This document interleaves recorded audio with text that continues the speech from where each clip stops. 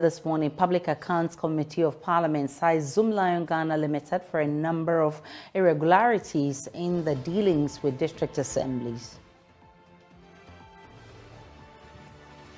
Also this morning, minority in Parliament pushes for the immediate reversal of a new government directive that public hospitals must pay their electricity bills using their internally generated funds. In politics, John Mahama begs EC against rigging election 2024. More from his Building Ghana tour in the Ashanti region. We'll touch base with our colleague who's with the team on this tour for updates. And later, friends and families of late astute lawyer Akuto Ampao relive memories of his life, as some describe him as a man of principle and diligence who lived for the good of others. My name is Aisha Ibrahim. We'll bring you all of this plus business coming up shortly.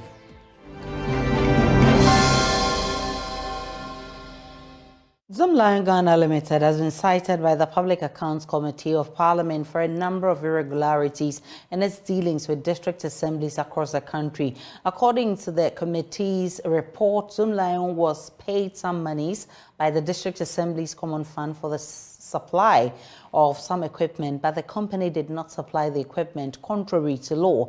Listen to member of the committee, Nelson Dafiamekbo, recounting some of the irregularities and their recommendation that the funds must be recovered from Zoomlion. The committee established that Zoomlion Ghana Limited was paid some monies but failed to supply the necessary sanitation equipment to the various assemblies. Mr. Speaker, the committee determined that deductions were made from the accounts of 2 assemblies and paid to Zoomlion for the supply of sanitation, for equipment to improve the sanitation in the areas under what they call the Sanitation Improvement Program, which is SIP. However, the company did not supply the items to the assemblies, contrary to Regulation 79 of the PFM Act. Regulation 79 of the PFM Regulation 2019 LI 2378. And Mr. Speaker, the details as established by the committee are as follows. The BNE annuals of the PAC. Mr. Speaker, 3 skip tracks and 20 number 12 cubic meters refuse containers, Mr. Speaker, were to have been supplied, but they were not. Out of the 3, 1 was not supplied, and 4 refuse containers between the period January 2019 to December 2021. Mr. Speaker, what I think as a committee we can also do is at the time that we are submitting the report, we could also obtain an update that between the period of the default, whether at the time we are presenting the report, the irregularity has been regularized. The other dispute involved is the Mampo Municipal, where, again, 3 skip tracks and 20 number 12 cubic meter refuse containers. 1 of the skip tracks was not supplied, and 8 refuse containers was also not supplied. Again, paragraph 7 sub 3 of the report established that Zoomlion again failed to, even though some monies were deducted from 4 assemblies for similar services, that is the fumigation services in these respective assemblies, the services were not undertaken, and that's Echumangwa Bieja North District. Service not provided. The indication is that the broken down skip track was not repaired or replaced. Mr. Speaker, Bekwai Municipal, that is the rating of the public market fumigation. Mr. Speaker, it was not done between January 2019 December 2021. The recommendation of the committee is that the administrator of the Common Fund should stop the deductions that goes to Zoomlion as a result of the implementation of the SIP program until the outstanding services are rendered and verified by the Assembly.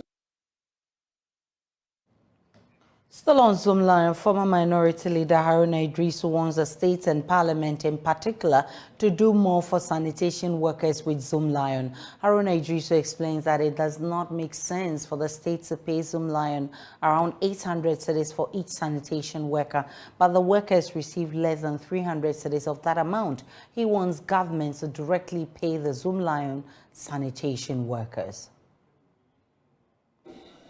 When we passed the Youth Employment Act, and leader will recall even some of the negotiations in his office, we said that separate beneficiary allowances from service charges. Zoomlion is a service provider. Let Common Fund and the state pay him as a private contractor engaged to provide sanitation. But when you give him 800, and beneficiaries end up getting 200 or 250. I do not think that that is neat enough or good enough. We should have a way of dealing with beneficiary allowances. It should go straight to those in the sanitation model. I still even recall that far back 2016, Mr. Speaker, as minister then, I wrote to the Youth Employment Agency to audit the numbers for the sanitation model. When you say you have 45,000 persons on the sanitation model, where? And the youth employment must separate beneficiary allowances from what they give him as service provider. Then finally, Mr. Speaker, you see it in paragraph 7.3 when they are talking about payments which are contrary. The minority in parliament is pushing for the immediate reversal of a new government directive that public hospitals must pay their electricity bills using the internally generated fund. The health minister, Menu, made this directive, which took effect on June 1 this year. Samuel Okujetu-Ablakwa described the new policy as outrageous and must be reversed. More from him shortly. But first, listen to MP for Tyne, Adamas Suman, who delivered a statement after the major hospital in his constituency was disconnected due to its indebtedness to the tune of 7 million cedis. The operations theater that is directly connected to the central air conditioning system, without which there is practically no aeration within. The suggestion to put up a split air conditioning system will also lead to loss of luminal or unidirectional airflow in the theater. Mr. Speaker, due to the latest disconnection, the following is the current state of the hospital. All surgeries have been put on hold and have been referred to the Methodist Hospital in Wenchi. All referrals to the facility are also being directed to nearby Joseph hospitals. The Life Wave Health Information Management System for seeing patients and prescribing can be used. Thus, patients are being seen on sheets of papers without access to their medical history and equipment. Water pumps within the facility is totally dependent on electricity and shut down within 30 minutes of an outage. Thus, taps are currently running dry in the facility. Communication systems are all linked to electricity, which have also been shut down. Mr. Speaker, I am by this statement calling on you and the House to urge government to take up the over 7 million Ghana cedis bill cost of electricity to help maintain this modern facility, serving the good people of Tyne and Bana districts. These districts are considered deprived and can't in any way take up the full cost of operating this facility. We can now listen to Okujetu-Ablakwa MP for North Tongue, who says a new policy must be reversed because it is outrageous. The Honorable Chairman of the Energy and Mines Committee has talked about the accumulation of bills and that we should look at the management style of hospitals across the country. But what the Honorable Chairman of the Mines and Energy Committee, my good friend, the Honorable Atachia, who I have enormous respect for, failed to ask a fundamental question. Whose duty was it to pay? Who has accumulated the arrears?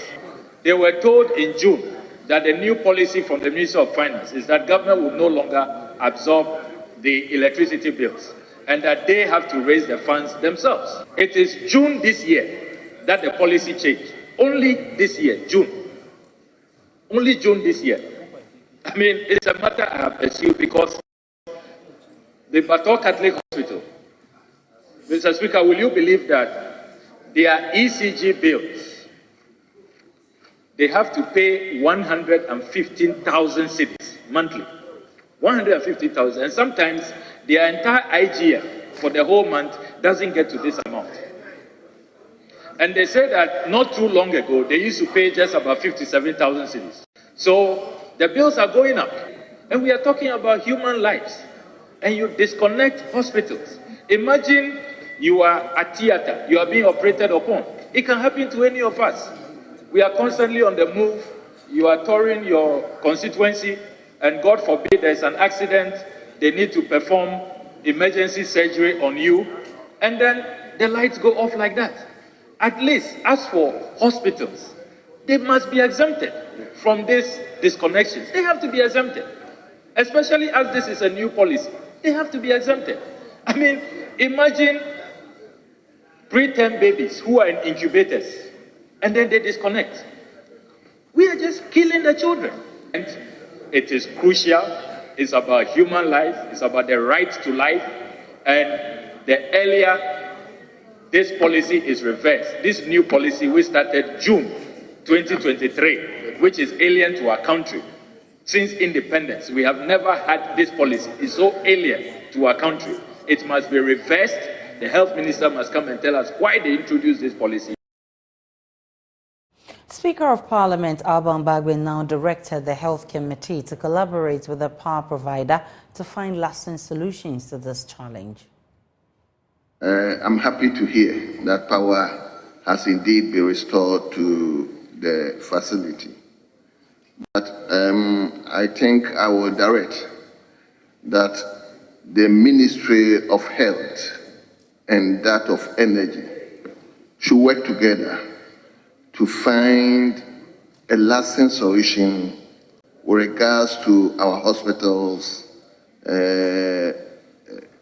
in relation to their electricity bills.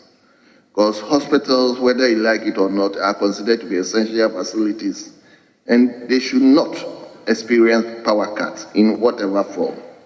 So I would direct that the Ministry of Energy and Ministry of Health should put themselves together and come out with a solution as to how this electricity bills, because today's time that has come up, but listening to contributors, it appears it cuts across most of the hospitals in the country.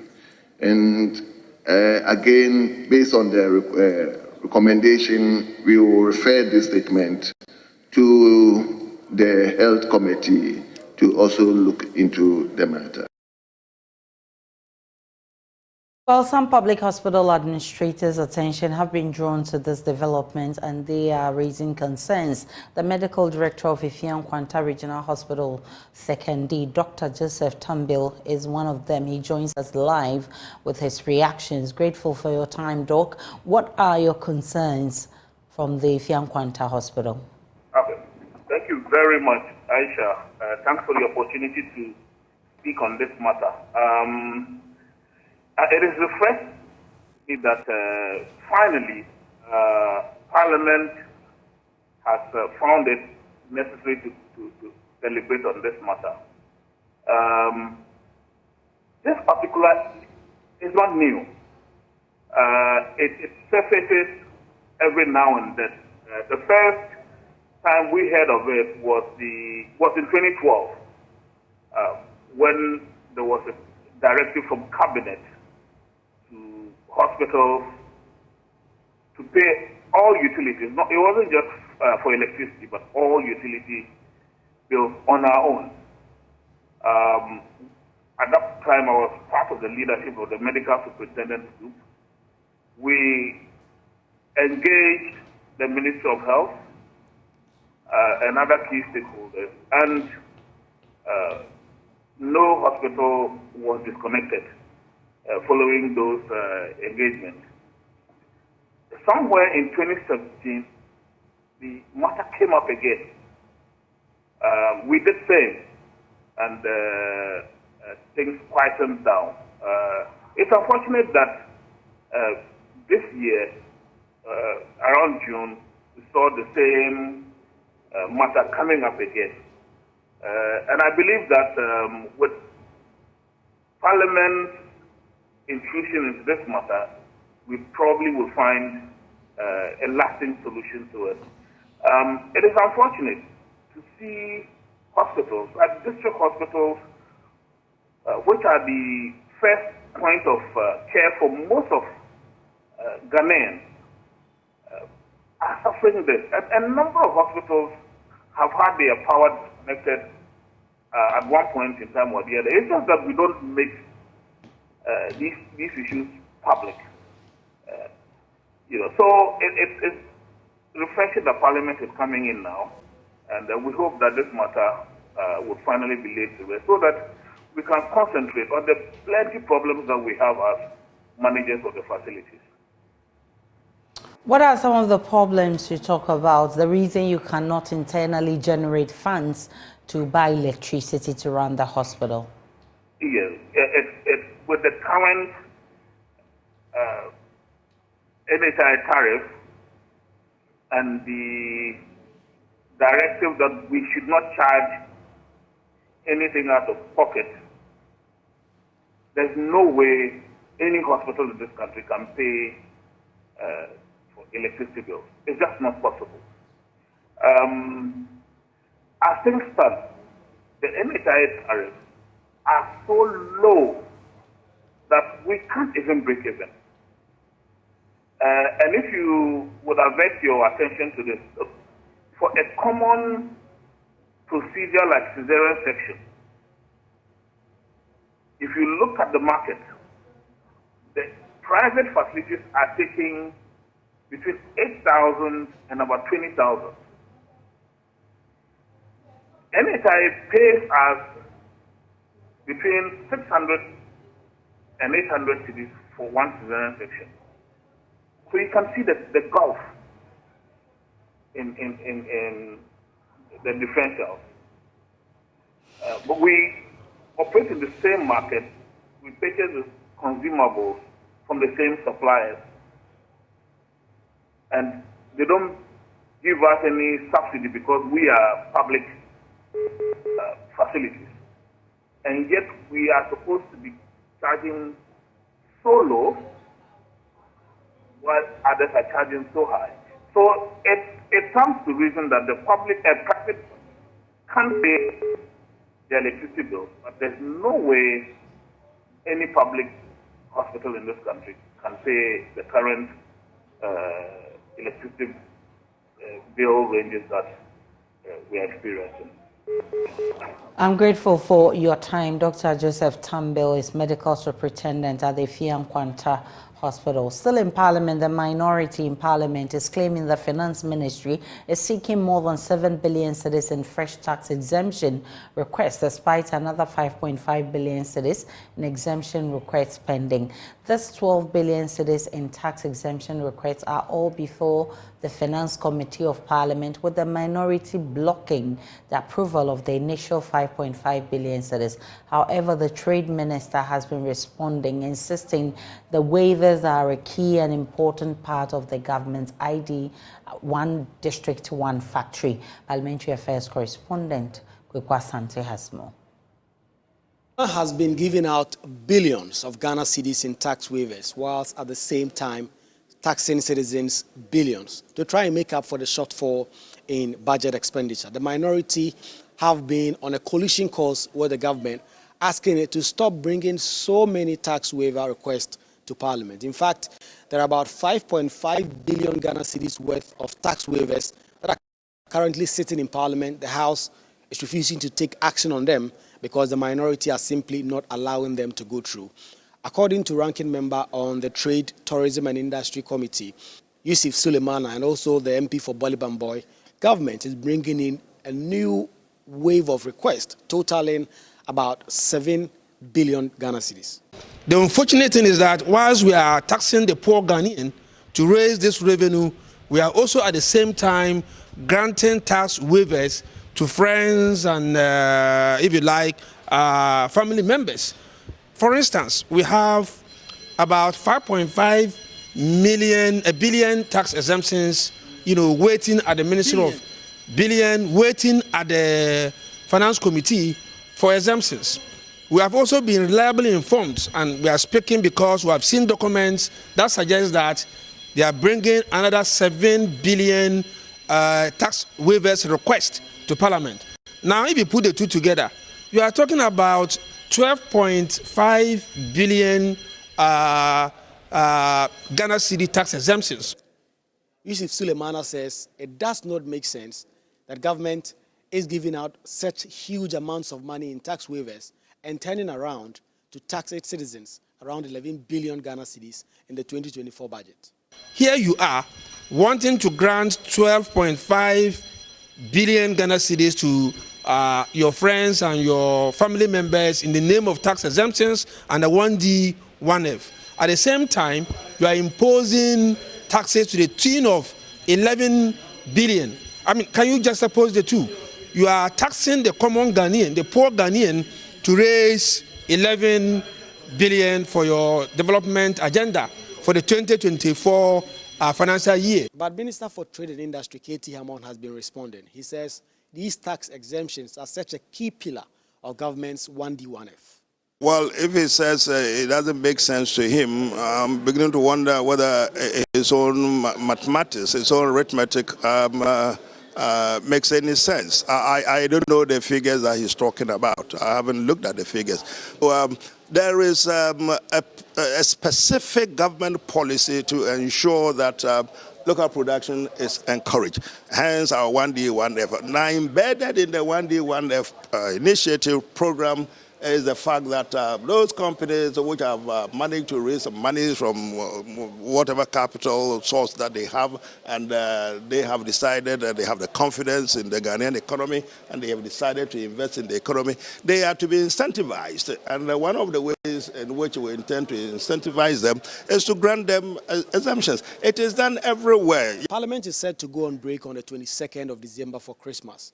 Before then, it would have close to 12 billion Ghana cedis worth of tax exemptions that it has to consider. There are so many companies which are waiting for government to take a decision on these waivers for them to come to town to do businesses. At some point, the Minister for Trade and Industry, who was frustrated by the lack of action on these waivers, filed a question in an unprecedented fashion to the chairman of the Finance Committee, a member of his own party, trying to get some responses on these matters. But not much came out of that, and the minority have been able to still have their way in blocking it. In fact, at some point, the minority put out a list of companies they believed were affiliated to the government and were getting huge tax breaks by way of exemptions. But in the coming days, it will be interesting to see if these waivers will come to the floor for a decision. Reporting for JoyNews, Kweku Asante, Parliament House, Accra. Former Auditor General Daniel Domelevo has described as disturbing comments by the Speaker of Parliament, Bagbin, about the Office of the Special Prosecutor. The Speaker on the floor of Parliament said the creation of the OSP was an act in futility, insisting the office does not have the capacity to deal with the corruption canker in the country. His comments follows recent outbursts by the OSP, Kisia Jabing, about the frustration he goes through to prosecute his cases in court. But Daniel Domelevo, speaking on PM Express, said the Speaker's comments confirms the concerns about duplication of institutions in the country. Heard what the Speaker has to say about the OSP, I was really disturbed because I asked, so if it is an exercise in futility, which means that it is useless, then in account they will ask Yekoya Nasi by. So what is this? And after that, I started a bit of research. So I read the law, and what I found under section 4, subsection 2, to me is very disturbing. It reads, Subject to Clause 4 of Article 88 of the Constitution, the office shall, for the purpose of this Act, be authorized by the Attorney General to initiate and conduct the prosecution of corruption and corruption-related cases, which means that the office is not as independent as we were made to believe. So the mandate still rests with the Attorney General. So the question which came to my mind is, how different is this office from Yoko and maybe Chraj or whatever other institution? So it's really sad. But let me also say that the effect of what the OSP, and for that matter, any of the anti-corruption offices is doing may not result into prosecution and conviction as expected by Ghanaians. But the mere investigation itself even brings about some deterrence. Imagine seizing your assets and going to court to go and confirm it so that they can do their investigation, and this is in the public domain, etc. And that alone brings about some deterrence. But I don't think it is good enough for us. And I concluded this evening that why do you call him special prosecutor instead of special investigator? It seems the only thing he can lawfully do is investigation.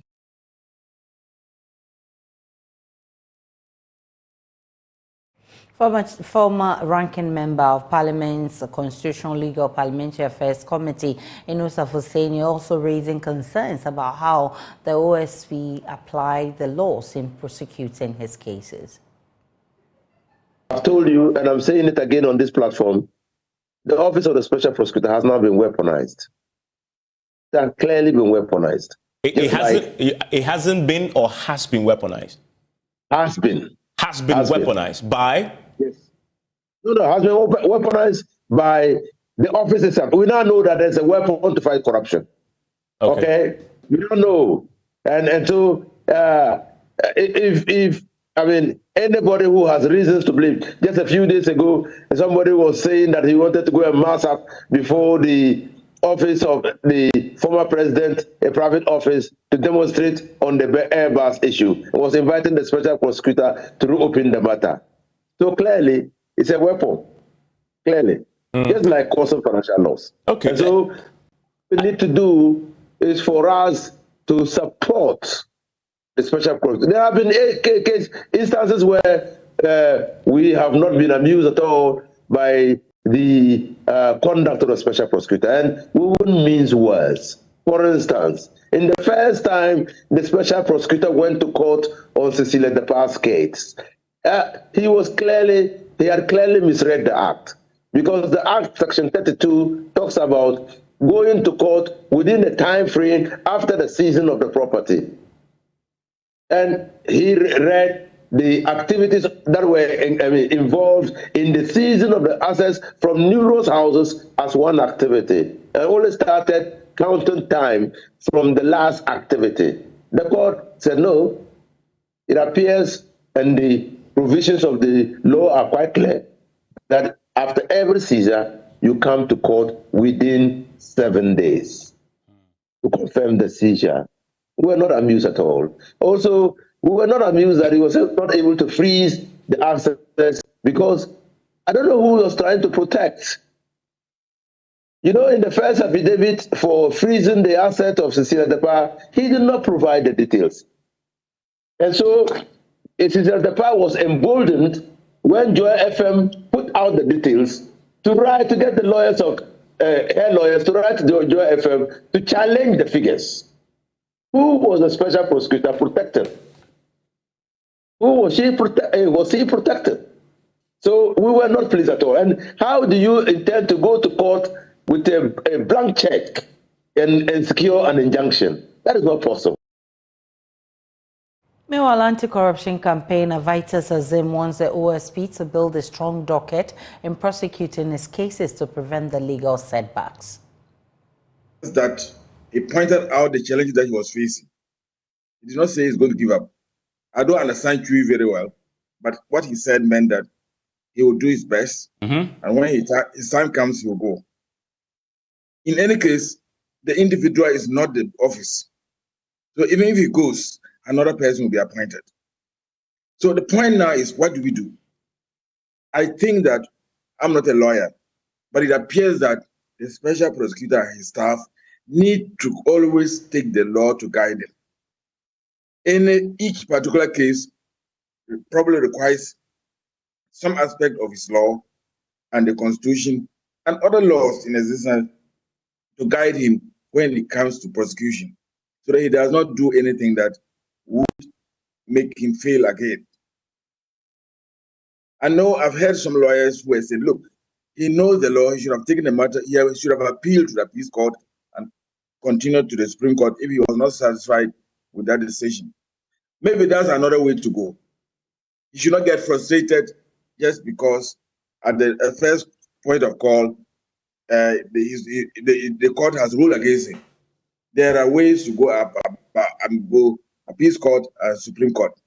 But the important thing is to build a strong docket, using all the information at his disposal so that when he gets to court, the case will not be thrown out. But of course, the other aspect of it is for the government to help him to overcome the initial challenges that he faced. And I think some of them have already been overcome. Away from corruption, the National Democratic Congress is committing to institute regulations that will enable chiefs participate in the protection of forests in the country. Flag bearer John Dramani Mahama explains the present order, where the Forestry Commission has absolute responsibility, has proven ineffective. According to him, there's a need for stringent measures to protect the remaining 18 of the 37 forest reserves. The former president is on a tour of the Western North region. Nanaya Ojima has more in this report. The Building Ghana tour by John Mahama was well received by the people of the Western region. After a meeting with party officials, the former president made a stop at the Rioso Palace to pay a courtesy call on the traditional authority. Chief of Rioso, Katechi Kwesi Bumangama II, bemoaned the fast depletion of forests. Aneno, na kwaye no, asha himfunsa. Ene di forestry yibaye, ana forest no agu. Say ye forest agu. Yes, ye were forest officers. Our more quiet. A man for more map crank ye. And the President Oba Unya kwaye bia mfa enka wasemu. Say ye were quiet. Yeni quiet. Kakra no so aka no so omugusu se no. Ntim de masem hia me se Oba no. Sa no man am pese wo address my. The Western North region hosts some of Ghana's rich forest reserves, but illegal logging and irresponsible mining are causing a fast depletion of the forests. Mr. Mahama, who is alarmed at the devastation, is proposing legislation that will give traditional authorities some supervision over forest reserves. Yeba, ya pese ye ne nananom. Etna se ne hwe se ne betimi aye abohoban menim se forest ne edwuma mo hwe so but I was here etimi hyemre bi beba nananom ene forest for no ene be was to be no se mo hwe kwaye no so em se yesa bema yetimi abo kwaye no ho ban chen se aban edwuma enfo kwa ene hwe eto de bia omo ankasa ene omo say kwaye no ene ye kanana ekotwa ndua no anase omoko 2 gold ewo. The traditional authority expressed worry at the waning power of traditional office. He wants the next NDC government to restore lost authority. Politicians no maji 2 million free ensem. Maji 2 million free ensem. Say yeti ayini ahodin bia. Enne yebesama obi kura wa himfie. Utimi kyerɛ manim ka kyerɛ sɛ yɛmfa me nkɔkɔt na kane no ntimi nkansa nti sɛ yɛwura so wɔ samba bi mu no yɛkɔ National House of Chiefs na yɛka ɛnde ɔnsan fa yɛtumi no maye ɔmfa yɛtumi no maye na so the 2 minute my idea and the ahemfo nyina eba be dinachi. The former president responded to the request at a town hall meeting later in the day. Say about sa constitutional review na yeshase no. Ye beto aso na say ye frɛ nipa dodo na ahemfo bɛka ho na ye na be kyerɛ adwen. Em say ho ɛna asɛm a woka yi ɛwɔ sɛ yɛkyim constitution no na yɛtimi de hyɛm. If you say the shame one, obi ntimi nkɔ Supreme Court ɛnkɔka sɛ de bi ɔhene ni ɛkwan sɛ ɔbɛfrɛ me ana bibi. Sɛ wɔ constitution mu de a ɛne ɛkyerɛ sɛ ɔman ni nyinaa ɛna agye atum. The tour of the Western North region continues on Thursday. For JoyNews, Nanaya Ochima, Western North region. Nanaya Ojima joins us with more from this tour. Nanaya Ojima, what else has the former president been telling the electorate? Hello, Nanaya Ojima. Yes, Aisha, I can hear you. Go ahead. So the former president today enters the day 2 of his tour to the Western North region, and today he's expected to wrap up the Western North region's campaign. First of all, today he visited the Bodi Traditional Authority, where he went there to pay a courtesy call on the traditional authority. At the palace, the traditional authority pleaded with him to ensure that when he is voted to power, he consider some of the roads that are being done here, these are stored roads within the Bodi and its environs, so that it will help facilitate movement within Bodi. And former President John Mahama assured that he is willing to completing all stored projects of the present government across the country.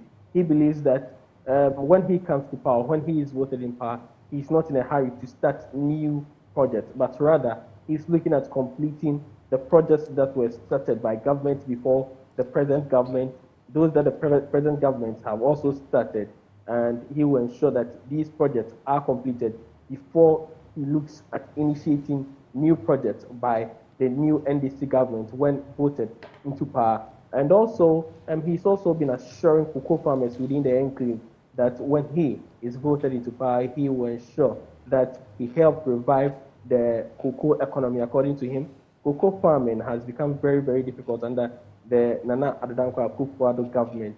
Government is not ensuring that the cocoa farmers get the needed input in cultivating their farms. So he is ensuring that he will make policies that will help these cocoa farmers. Finally, he's also been talking about housing scheme for teachers and other government workers.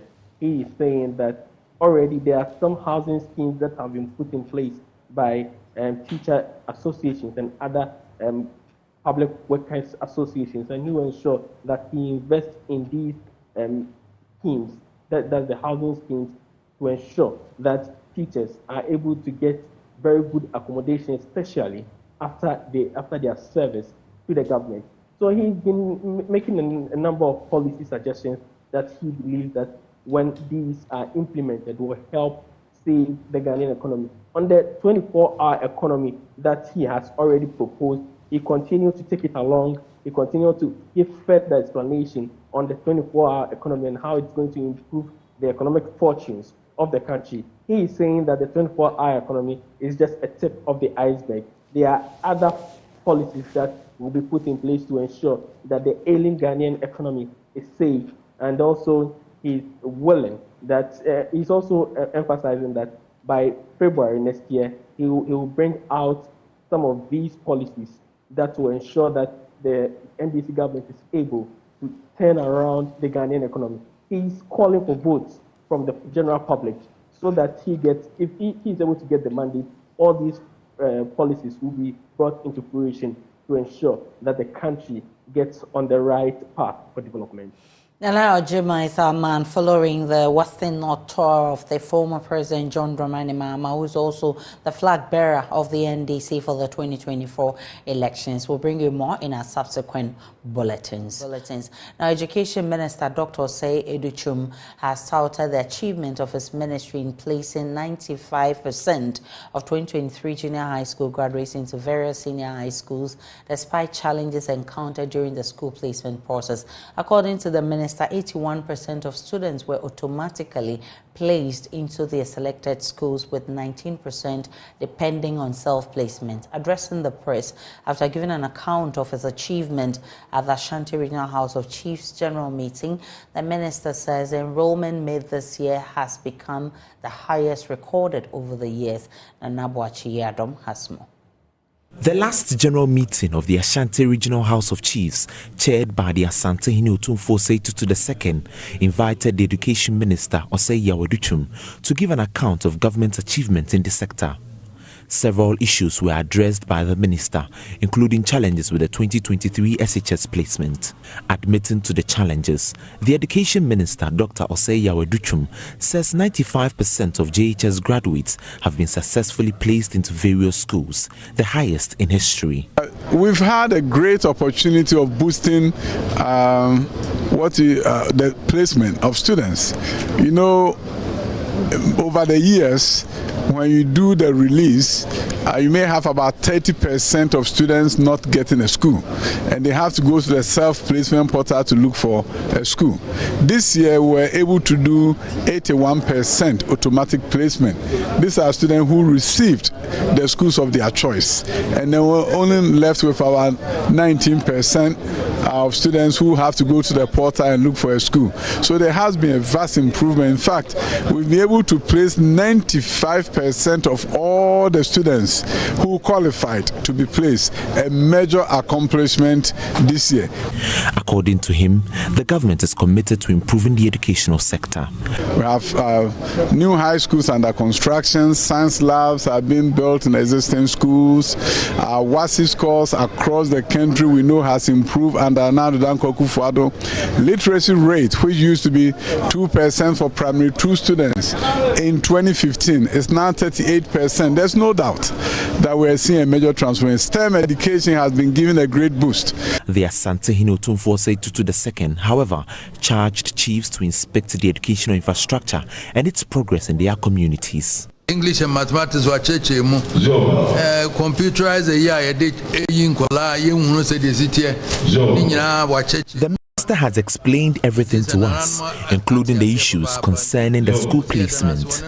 He has said a lot. What we have to do as chiefs is to also inspect the infrastructural projects in our communities. It is our duty to do so.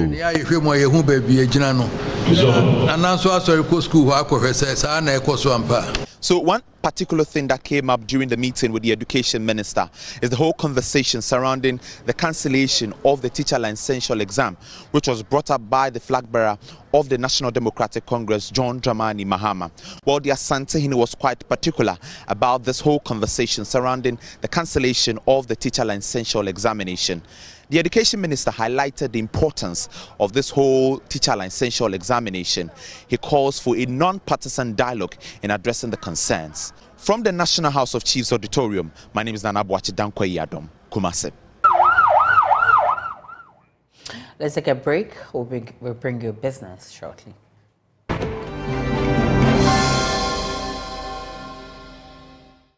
Hi, good morning. Welcome to Business. My name is Darryl Kwao. Inflation fell significantly to 26.4% in November 2023 from 35.2% recorded in October this year. According to figures from the Ghana Statistical Service, food inflation was the major contributor to the decline in the rate of inflation. Food inflation dropped by 12.6% to 32.2% in November 2023.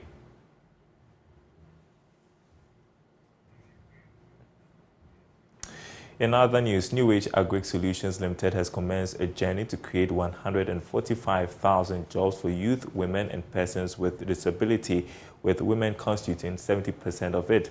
This is being done through the Harnessing Agricultural Productivity and Prosperity for Youth Happy program, a co-created consortium managed project with in partnership with the MasterCard Foundation. The company has already met with farmers of the Tono irrigation scheme to brainstorm on how the project will help improve their productivity. Here's more in this report. New Age Agric Solutions Limited, the CIMG Agric Company of the Year 2022, is set to create 145,000 jobs through the Harnessing Agricultural Productivity and Prosperity for Youth program. This will be done through the provision of 18,000 hectares of irrigated and rain-fed land for use by youth, especially women, over a 4-year period. According to the company, these youth will continue to have access to the lands for farming and be integrated into the network of farmers connected to New Age.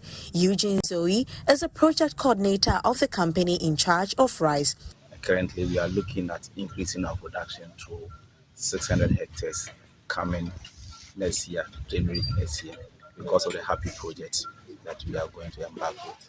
We are looking at the end of the project, we are looking to do 40,000 hectares of farmland. He says New Age, through its project Chikaba, already support farmers with input to boost production. New Age Chikaba, what we do is we support farmers by giving them the entire input for the production, which comes with the seed, certified seed, one that we give to them. We also try to give them crop protection, that is the insecticide, and that of the fungicide, crop nutrient, that's the fertilizer, and also provide extension services to the farmers.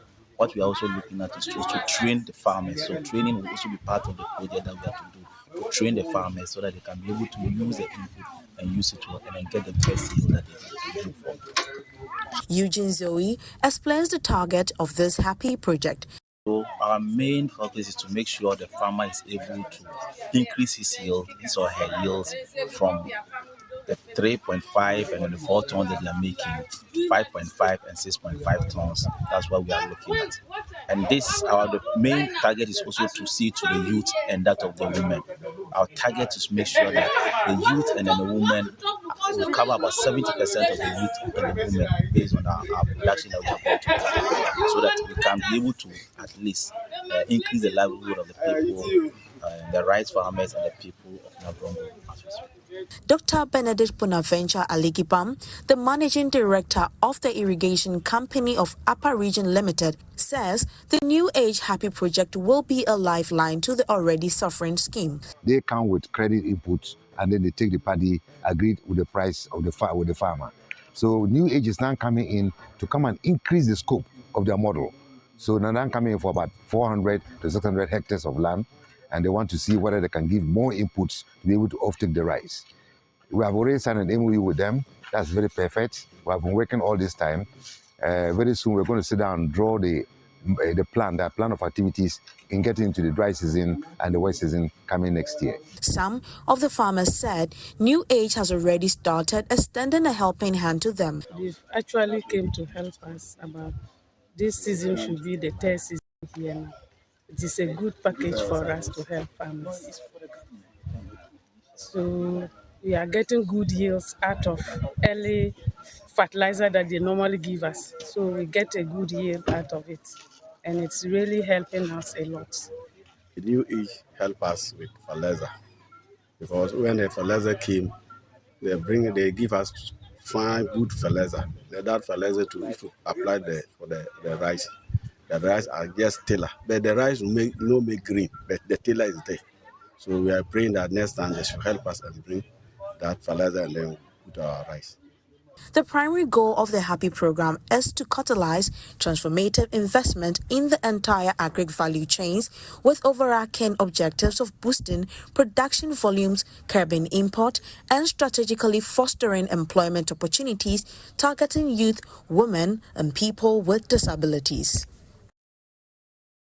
And that's it for this segment. The news continues after the break.